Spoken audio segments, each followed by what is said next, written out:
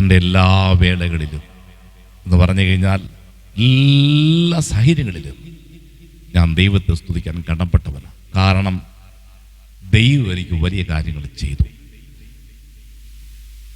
ഞാൻ ദുഃഖിച്ച് കരഞ്ഞ് ലജ്ജിതനായി ദൈവത്തിൻ്റെ മുഖത്തേക്ക് നോക്കിയപ്പോൾ എൻ്റെ മുഖം പ്രകാശമാക്കി തീർത്തു ദൈവം. ദാവീദിന് പറയാനുണ്ട് കാര്യങ്ങൾ, ഒത്തിരി കാര്യങ്ങൾ പറയാനുണ്ട്. അവങ്കിലേക്ക് നോക്കുന്ന പ്രകാശിതരായി അവരുടെ മുഖം ലജ്ജിച്ചു പോയില്ല എന്ന് ദാവീദ് പറയണമെങ്കിൽ തൻ്റെ ജീവിതത്തിൽ ദൈവം ആമേൻ അങ്ങനെ ഒരു കാര്യം ചെയ്തു കൊടുത്തിട്ടാണ് ദാവീദ് ആ കാര്യം പറയുന്നത്. സ്തോത്രം.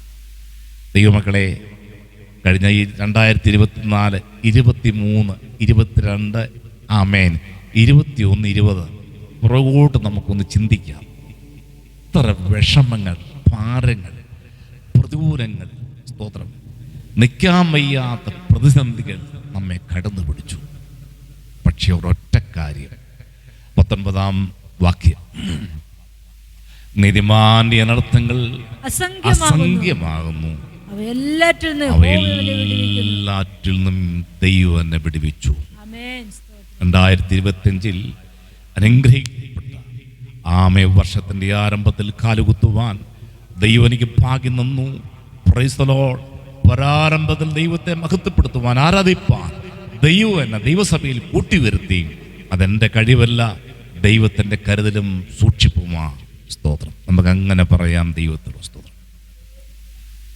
ഞാൻ ഇന്ന് പകൽക്കാലവന സങ്കീർത്തനമായിരിക്കാൻ താല്പര്യപ്പെടുകയാണ്. സ്തോത്രം. അതിൻ്റെ അവസാനത്തെ വാക്യം ആമേൻ നമുക്ക് വായിച്ച് അവസാനിപ്പിക്കാൻ താല്പര്യപ്പെടുക. യഹോവ തന്റെ ദാസന്മാരുടെ പ്രാണനെ വീണ്ടുകൊള്ളുന്നു, അവനെ ശരണമാക്കുന്നവരാരും ശിക്ഷ അനുഭവിക്കുകയില്ല.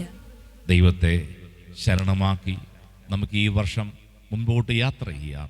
ദൈവം ഈ സങ്കീർത്തനങ്ങളാൽ ദൈവം നമ്മെല്ലാവരെയും അനുഗ്രഹിക്കുമാറാകട്ടെ.